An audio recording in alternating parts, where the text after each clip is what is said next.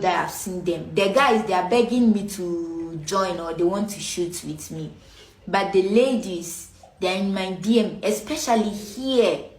They're in my DM asking me for help. I need your help. I need to pay for my rent. I need to pay for my school fees. Madam, haven't you seen me using my Toto? Can't you use your Toto to make money? Me, I should go and use my Toto to make money. Then you come and take it to go and pay for your bills. Madam, go and use your Toto, okay? You too have Toto, go and use your Toto to make money, to do whatever you want. Because me too, I'm using my Toto. It's my Toto that is giving me money to travel, to do everything that I want to do. Buy food, pay for my utility bills, rent, buy clothes, everything that I want to do. It's my Toto that's giving me that money today.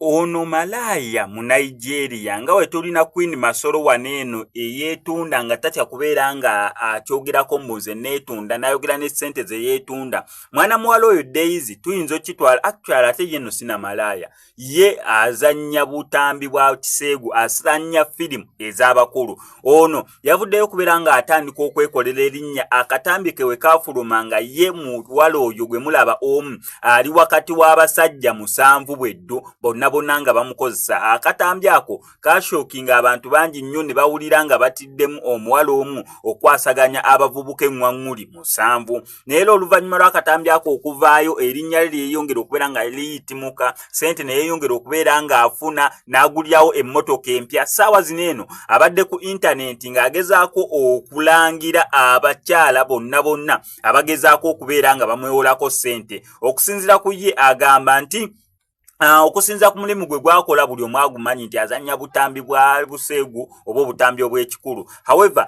agambye mbu abasajja abajja mu emboozi oba bamukubira ku ssimu ye bamugamba tukoze tutya okubeera nga tuzannya naawe tusobole okubeera nga tukwegattako tufune ssente obuwica alyokke nakyo babeera nga basaba amagezi oba si kyo abasaba kolabo ebeera lusimu basabe kolabo n'abasajja abatandika okubeera nga bazannya obutambi obw'ekikulu. Labanga agenze ekibuligwe oba oli Kampala asobole okubeera nga atoola shahada ali mwetegefu okubeera nga ayingira eddiini y'Obuyisiraamu nga takatiddwa ekintu ekyo yakijja ku mutima gwe.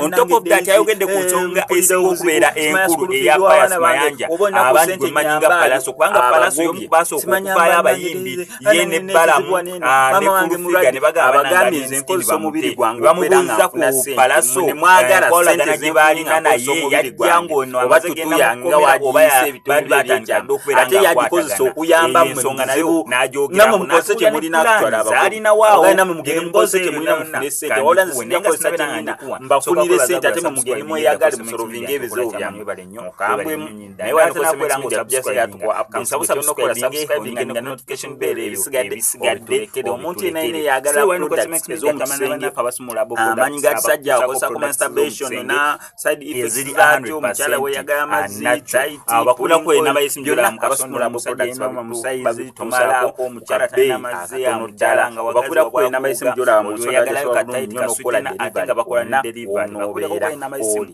ebisiga